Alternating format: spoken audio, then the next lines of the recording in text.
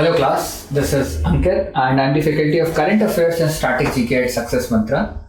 So guys, in this video, we are going to start with a very important topic.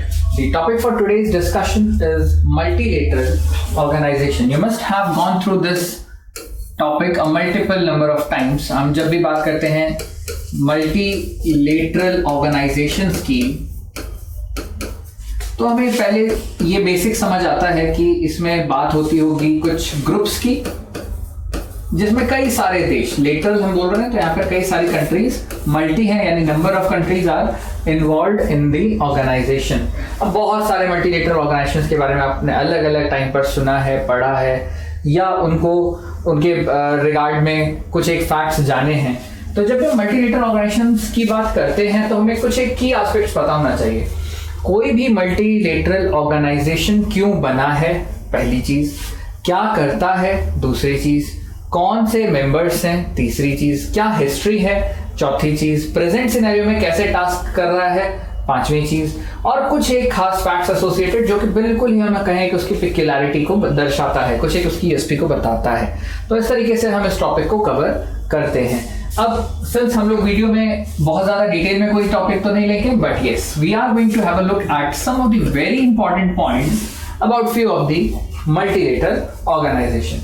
What we are going to start with is one of the most famous organization you have ever heard of, that is European Union. जब भी आप European union सुनते हो तो आपके दिमाग में ये तो क्लियर इंडिकेशन आ जाता है कि एक ज्योग्राफिकल ऑर्गेनाइजेशन होगी, यानी किसी एक खास रीजन के कंट्रीज उसमें पार्ट होंगे. तो यहाँ पर आपको समझ आ गया यूरोप की कंट्रीज का ग्रुप है ये.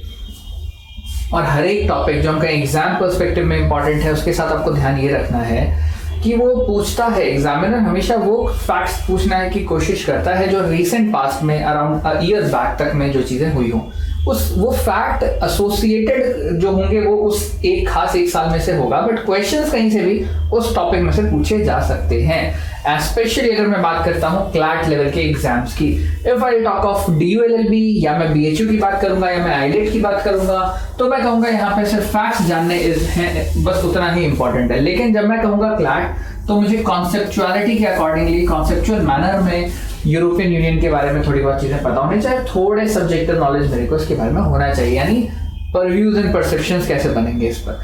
तो उसके लिए मुझे मींस इस ऑर्गेनाइजेशन का एक हम कहीं यूनिट्स पता होने चाहिए, क्या चल रहा है क्या नहीं हो रहा है, ये सब चीजें इसके बारे में पता होनी चाहिए. रिसेंट प्रोसीडिंग्स क्या चल रही है वो सब कुछ आइडिया होना चाहिए. So whenever we talk of European Union, जब भी हम एज अ टॉपिक इसको स्टार्ट करते हैं, there are few things to keep in mind. या किसी भी ऑर्गेनाइजेशन की जब मैं बात करूंगा तो आपको ध्यान क्या रखना है. सबसे पहली और प्राइमरी चीज ध्यान रखनी होती है कि हम कोई भी ऑर्गेनाइजेशन जब स्टार्ट करेंगे, हमें स्टार्ट करना होता है उसकी हिस्ट्री के साथ. कैसे शुरू हुआ, क्या हुआ, ये ऑर्गेनाइजेशन एग्जिस्टेंस में आई, ये सब चीजें. तो जब भी बात आएगी यूरोपियन यूनियन की, यूरोपियन यूनियन हम हमेशा पढ़ना शुरू करते हैं 1957 से. क्या था 1957 में, क्या हुआ था जिसकी वजह से हम इसके बारे में पढ़ते हैं. तो यहां पर साइन हुआ था ट्रीटी ऑफ रोम. रोम यानी इटली की बात हो रही है. वहां पर एक ट्रीटी साइन हुई, that we called treaty of Rome. इस ट्रीटी ऑफ रोम के थ्रू जो ऑर्गेनाइजेशन हमारे पास एग्जिस्टेंस में आई, वो ऑर्गेनाइजेशन थी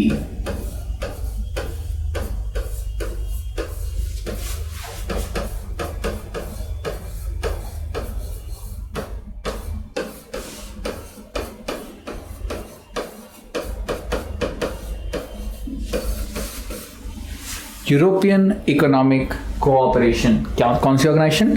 यूरोपियन इकोनॉमिक कोऑपरेशन. इसी को हमने यूरोपियन इकोनॉमिक कम्युनिटी के रूप में भी जाना. European economic community, EEC, European economic community. So जब भी हम ये पढ़ते हैं तो हम उसके साथ ये भी जानते हैं कि इसकी फॉर्मेशन जो हुई है वो कितने फाउंडिंग मेंबर्स ने किया, यानी जो इसकी फॉर्मेशन हुई उसमें मेंबर स्टेट्स कितने थे, या मेंबर स्टेट्स बोलो तो मेंबर नेशन आप समझोगे. तो हमें यहाँ पर समझना है 6 कंट्री के बारे में, जिसको मैं शॉर्ट में कहूँ 3 कंट्रीज तो हमने क्रिस्पली पढ़ लिया, Benelux, then we have France, Italy and West Germany. तो जब मैं बेनेलक्स बोलता हूं तो मैंने आपको कंट्री नहीं बताया, बट मैंने कहा कि हमने 3 कंट्री पढ़ ली, दैट मीन्स ये कहीं का किसी चीज का शॉर्ट होगा। तो BE for Belgium, NE for Netherlands, and then LUX is for Luxembourg.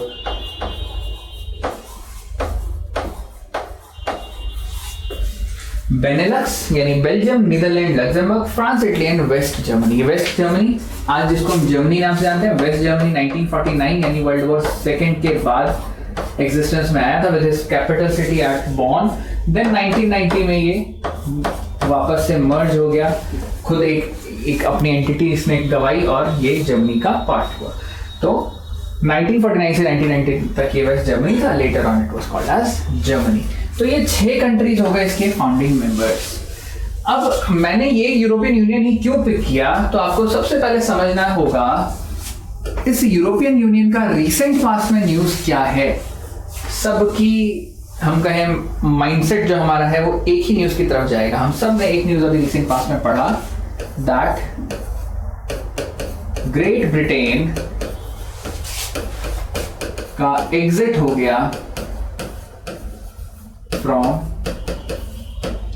European union. बहुत न्यूज आई है ये। इसके लिए एक टर्म यूज की गई थी, क्या इसके लिए टर्म था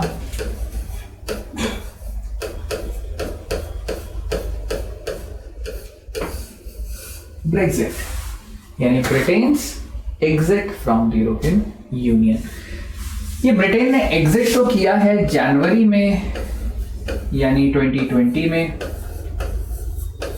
बट इसके एग्जिट को कंप्लीट माना जाएगा 31 दिसंबर 2020 में।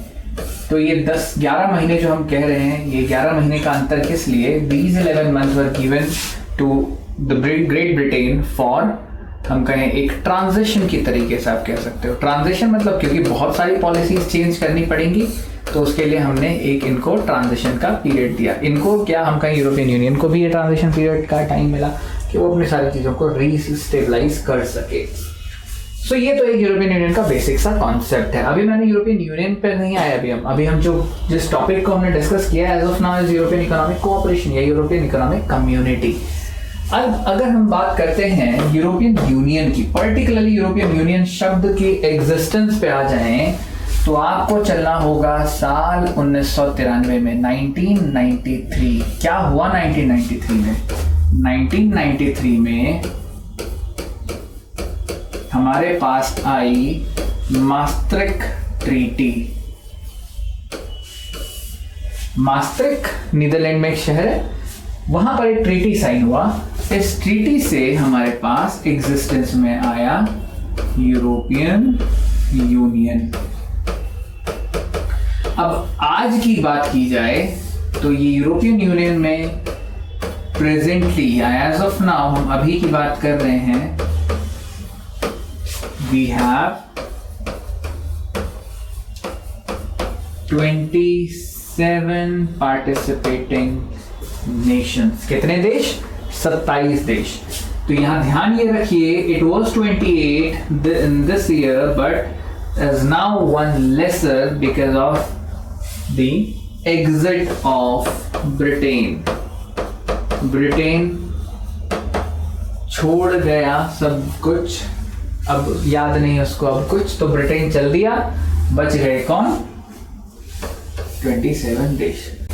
यूरोपियन यूनियन ने ब्रिटेन को क्या समझाया कि भाई तुम मुझे यूं छोड़कर जो जाओगे बड़ा पछताओगे।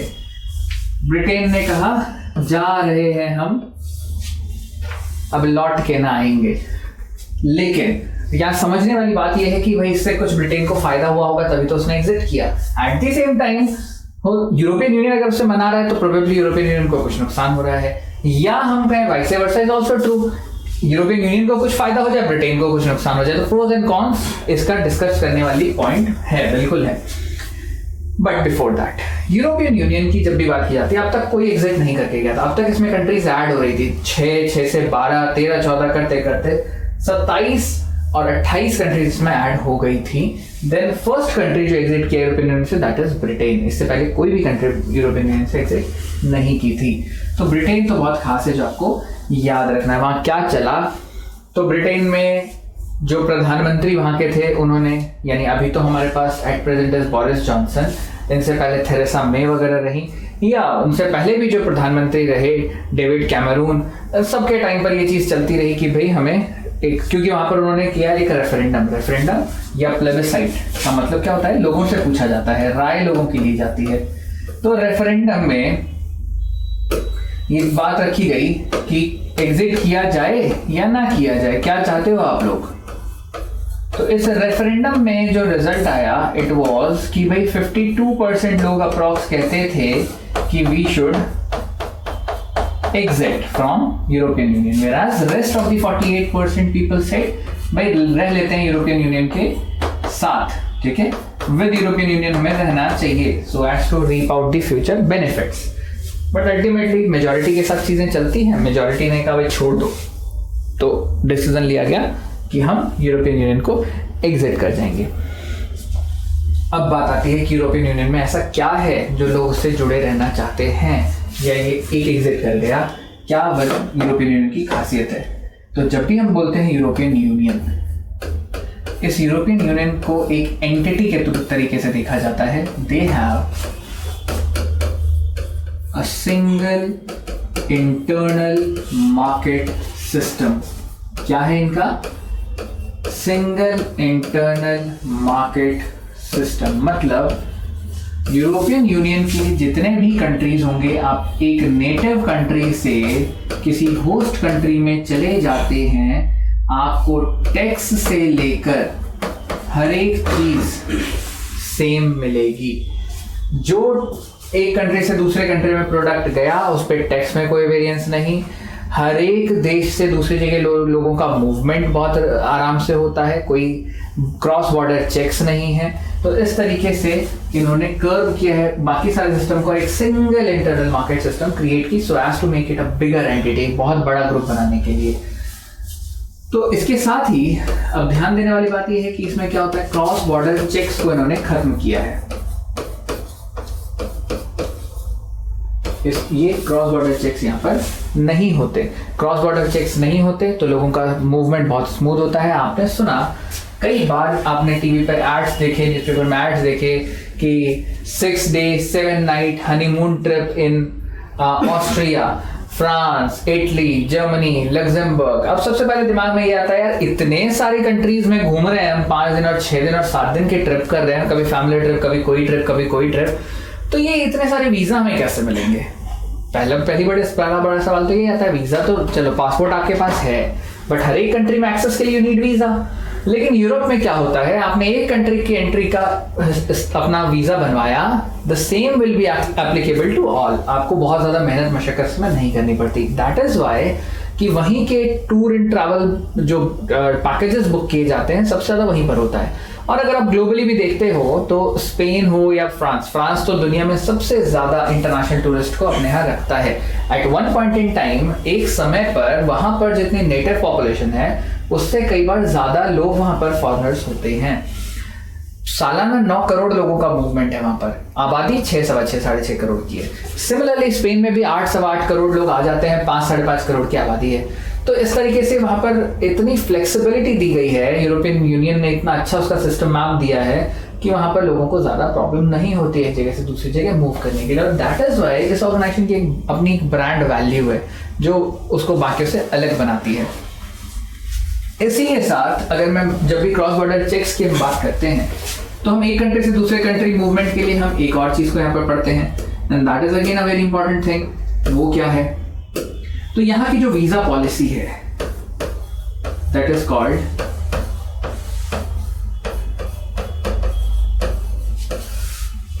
Schengen visa.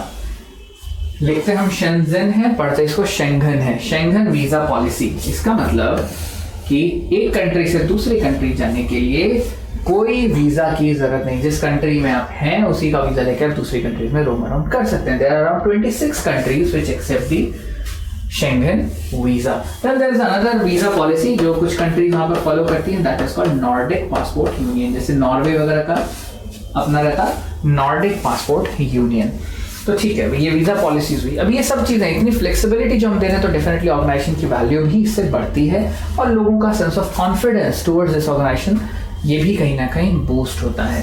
अब जब हम बात करेंगे यूरोपियन यूनियन के फर्दर चीजों की, तो हमें एक चीज और समझनी होगी कि इस यूरोपियन यूनियन में, तो जब भी हम बात करते हैं यूरोपियन यूनियन के इंपॉर्टेंट पोस्ट की, तो we have 3 very important post. पहला आता है यूरोपियन यूनियन के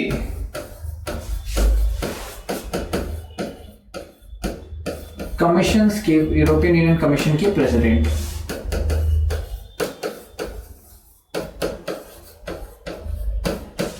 then we have European Union parliament's president. European Union का अपना पार्लियामेंट है, उसके president. And then we have European Union Council's President.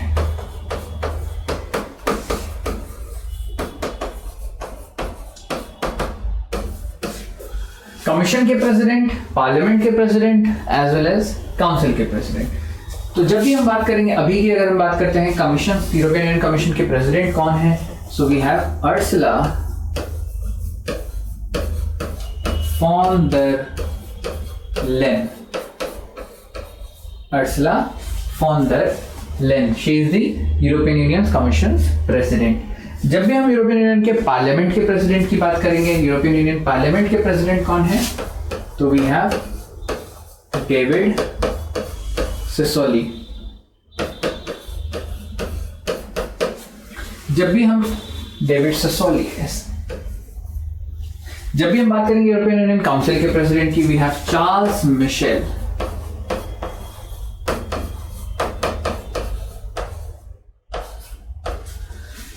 सो ये 3 पोस्ट है। अब क्योंकि ऑर्गेनाइजेशन बहुत बड़ी है, तो it is not a one man task कि वो सारे काम निपटा ले। तो हम लोग अलग अलग ऑर्गेनाइजेशन, इस ऑर्गेनाइजेशन के अलग अलग विंग्स के अलग अलग जो भी हेड हैं, उनकी हम यहाँ पर बात करते हैं। सो अगेन, यूरोपियन यूनियन में ये 3 चीजें खास आपको याद रखनी, यानी इंपॉर्टेंट पर्सनालिटीज आपने पढ़ ली, इस ऑर्गेनाइजेशन की हिस्ट्री आपने पढ़ ली, इस ऑर्गेनाइजेशन के प्रेजेंट सिनेरियो आपने पढ़ लिया, रिसेंट पास्ट में क्यों न्यूज में था वो पढ़ लिया, और इसके साथ रिलेटेड कुछ एक फैक्ट, जैसे हमने वीजा पॉलिसीज की बात की, इस तरीके से कुछ एक इंपॉर्टेंट चीजें आपको यहाँ पर याद रखनी है।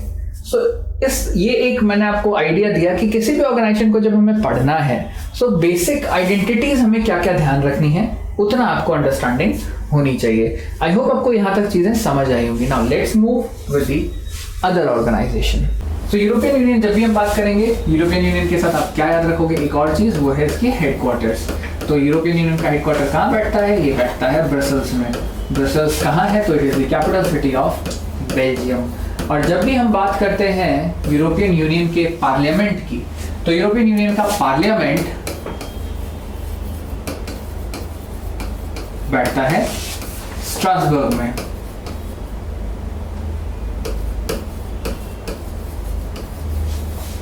यानी जर्मनी में। तो ये एक छोटी सी बात है जो आपको यहाँ पर ध्यान रखनी होगी। हाँ, ये तो जब हम पार्लियामेंट की बात करेंगे तो ये बैठेगा कहाँ, स्ट्रासबर्ग में, यानी फ्रांस में।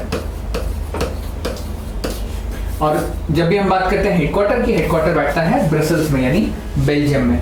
तो ये 2 बातें और आपको इसके साथ जाननी है। तो हेडक्वार्टर हमने डिस्कस नहीं किया था, तो यूरोपियन यूनियन के साथ ये भी इंपॉर्टेंट आपको याद रखना होगा। रेस्ट ऑफ द थिंग्स आपको पता ही है कि क्या क्या चीजें आपको यहाँ पर पढ़नी है। हमने सारे ही ऑलमोस्ट चीजों को इसमें कवर किया है। सिमिलरली यही सॉर्ट ऑफ मैनर में हम लोग बाकी सारे ऑर्गेनाइजेशंस को भी डिस्कस करेंगे। Let's take one more example of the organisation. Suppose हमारे पास एक और ऑर्गेनाइजेशन आता है नाटो। तो उसी तरीके से जैसे हमने पिछले ऑर्गेनाइजेशन को पढ़ा, यूरोपियन यूनियन को पढ़ा, वैसा ही कुछ हम तरीके से नाटो को भी पढ़ेंगे। यानी first and foremost thing is about the history, वही ऑर्गेनाइजेशन एग्जिस्टेंस में आई कैसे। तो जब भी बात आती है नाटो की, आपको इसके लिए समझना होगा, चलना होगा साल 1947 में, when the treaty of Dunkirk was signed. Treaty of Dunkirk, इस पे बेस्ड एक मूवी भी आई है जो कि वर्ल्ड वॉर सेकेंड पर बेस्ड थी। आप लोगों ने होपफुली वो मूवी देखी हो, बिल्कुल उसी को कॉपी करने की कोशिश में की गई थी। तो ट्रीटी को नहीं दिखाया था, बट डनकर्क के बारे में काफ़ी सारी बातें बताई थी कि किस तरीके से सारी चीज़ें वहाँ पर चली थी डनकर्क में। So it's a small city in France. So treaty of Dunkirk जो था बेसिकली फ्रांस ने साइन किया था along with Britain, great Britain जो उस टाइम पर था, इन दोनों ने मिलकर ट्रीटी साइन की। और किसके अगेंस्ट? तो basically it was against Germany. इस जर्मनी के साथ कई सारी कंट्रीज थी, जैसे यूएसएसआर, ये सब एक तरफ थे, और फ्रांस, यूके, ये सब एक तरफ थे। यूएसए भी बाद में जुड़ा। तो 1947 में हुआ ट्रीटी ऑफ डनकर्क, जिसको हम कहते हैं precursor to that of organisation NATO, क्योंकि यहाँ पे पहली बार कलेक्टिव डिफेंस की बात आई। कलेक्टिव डिफेंस मतलब दो ऑर्गेनाइजेशन मिलकर, दो कंट्रीज मिलकर किसी भी कोई भी इन पर अटैक करेगा तो कोलैबोरेट होकर ये साथ में मिलकर कलेक्टिवली उसके अगेंस्ट लड़ेंगे।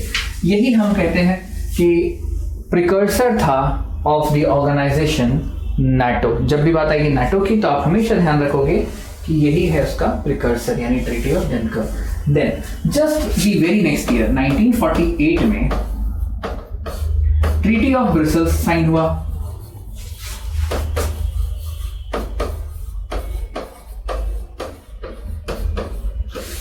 इस ट्रीटी ऑफ ब्रसेल्स में जब ये ट्रीटी साइन हुई तो इसमें 12 कंट्रीज जुड़ी, एंड अल्टीमेटली यही कंट्रीज आगे चलकर कलेक्टिवली बढ़ती चली गई। और आज के टाइम पे जब हम नाटो कहते हैं तो it is a group of around 30 Nations. 30 इसमें देश हैं, जिसमें कुछ अमेरिका के हैं और कुछ यूरोपियन कंट्रीज हैं।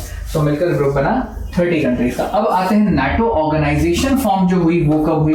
तो 1949 में साइन हुआ नॉर्थ एटलांटिक ट्रीटी, और इसी ट्रीटी के बाद फॉर्मेशन में आया NATO. So there were 12 founding members of NATO. अब ये नाटो काम क्या करता है? ये काम करता है कलेक्टिव डिफेंस के रूप में। कलेक्टिव डिफेंस का मतलब कहता है कि कोई एक कंट्री की पे भी अगर कोई अटैक कर दे, सिंगल कंट्री पे अगर कोई अटैक होगा, so they will consider it as an attack on the sovereignty of entire nations which all are the part of NATO, and they will collectively respond to that threat. So जो भी countries इसका हिस्सा हैं, अगर उनमें किसी एक देश पर आक्रमण होगा तो माना जाएगा कि बाकी सभी देशों के 29 देशों की सॉवरेनिटी या इंटीग्रिटी पर हमला है, और वो सब मिलकर उसके अगेंस्ट लड़ेंगे। This is the policy of collective defence. अब ये तो नाटो की हमने हिस्ट्री की बात कर ली। आते हैं प्रेजेंट पर, तो क्या जानना है हमें? यही नाटो कि आज की बात की जाए तो इसका हेडक्वार्टर कहां बैठता है? नाटो का हेडक्वार्टर बैठता है हमारा एवर में। एवर सिटी, यानी हम बात कर रहे हैं ब्रसेल्स की, और ब्रसेल्स का मतलब ही आप समझ गए हैं कि हम बात कर रहे हैं बेल्जियम कंट्री की। तो कई बार आपको कंफ्यूज करने के लिए वो एवर अगर लिखकर देते हैं, ever is a part of Brussels only, तो हेडक्वार्टर इसका बैठेगा कहाँ? बैठेगा बेल्जियम में। वेराज अगर हम इसके कमांड सेंटर की बात करें,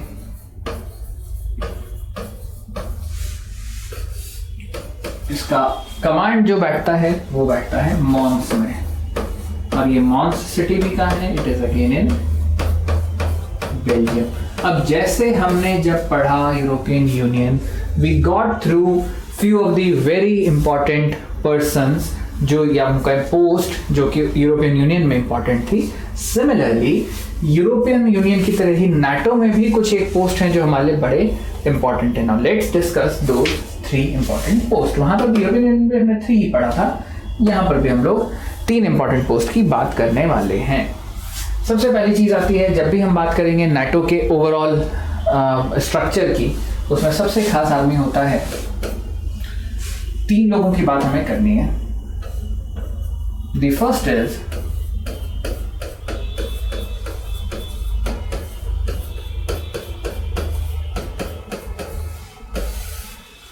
Secretary General of NATO.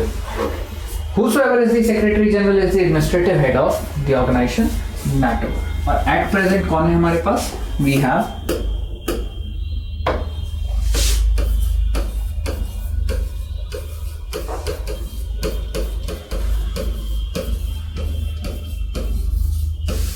John Stoltenberg, जो कि पहले नॉर्वे के प्रधानमंत्री रहे.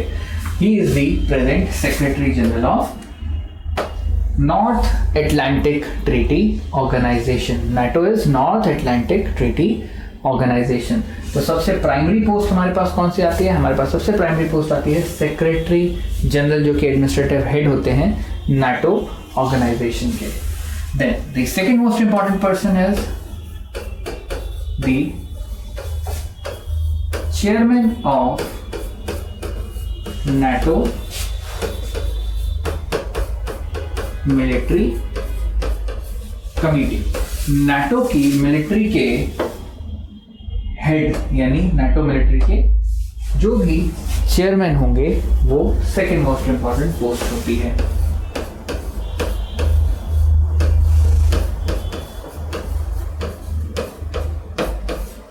इस पोस्ट पे भी कौन है? तो इस पोस्ट पर है air chief marshal Stuart Peach. Air chief marshal और मार्शल कौन? Stuart Peach. तो ये यूके यानी जो वहाँ की यूनाइटेड किंगडम की अपनी एयरफोर्स है उसके हैं ये as an personal.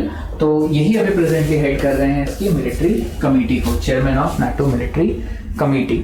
And then the third most important person in this organization is the Supreme Allied Commander.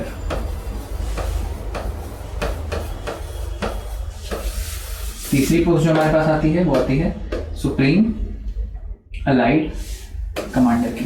तो हमने बोला जैसे हम नाटो जैसे हम यूरोपियन यूनियन में पढ़ रहे थे, तीन अलग अलग, एक काउंसिल का हेड, एक पार्लियामेंट का हेड, एक कमीशन का हेड. तो वो तो उस ऑर्गेनाइजेशन के साथ बात हुई. अब क्योंकि बड़ी ऑर्गेनाइजेशन है तो सिर्फ एक person is inefficient to completely हम कहें एक एफिकेसी के साथ अगर ऑर्गेनाइजेशन को काम करना है तो एक पर्सन अकेला ये सारे काम नहीं देख सकता. तो इसलिए इसके वर्क को हम कहें तो डिस्ट्रीब्यूट किया जाता है और अलग अलग डिस्ट्रीब्यूशन ऑफ लेबर कह सकते हो, इस तरीके से इसको अलग अलग काम को बांट दिया जाता है. तो जब भी हम बात करते हैं supreme allied commander of NATO, तो at present it is Todd Walters. ये प्रेजेंटली हेड हैं नाटो के, सुप्रीम अलाइड कमांडर हैं. तो ये तीन पोस्ट आपको यहाँ पर याद रखनी है. तो जैसा कि मैंने कहा कि प्रेजेंट में हमें कुछ और चीजें भी याद रखनी होंगी. रीसेंट एडिशन, जैसे हम वहां पर हमने बोला कि यूरोपियन यूनियन में एक एग्जिट कर गया है ब्रिटेन, वैसे यहाँ पर ऐड हुआ है. तो नाटो में आपको याद रखना है कि नाटो में अब तक 29 मेंबर्स थे. इन 29 मेंबर में 29th was the most important, that was Montenegro. Whereas अब हम कह रहे हैं कि नाटो में 30 मेंबर्स हो गए हैं. तो इन 30 मेंबर में आपको 30th मेंबर याद रखना होगा. And the 30th member is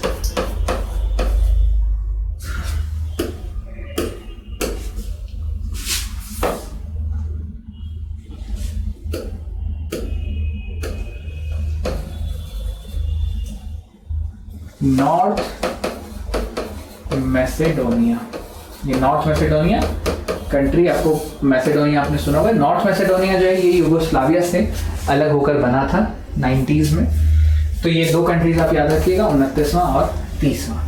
तो इस तरीके से हमने नाटो को भी समझा, हिस्ट्री क्या थी, प्रेजेंट सिनेरियो क्या है, रीसेंट एडिशन क्या है, फाउंडिंग मेंबर्स कितने थे, अभी प्रेजेंट हेड कौन है. ये सब चीजें आपको इस तरीके से ही ऑर्गेनाइजेशन को सम अप करना है. आई होप आपको ये चीजें समझ आई होंगी. And if you like this video then please do give it a like, subscribe to our channel. आपको अगली क्लास में फिर हम लोग एक नई वीडियो के साथ मिलेंगे. Till then stay safe, take care, will meet in the next class. Till then have a good day, bye bye.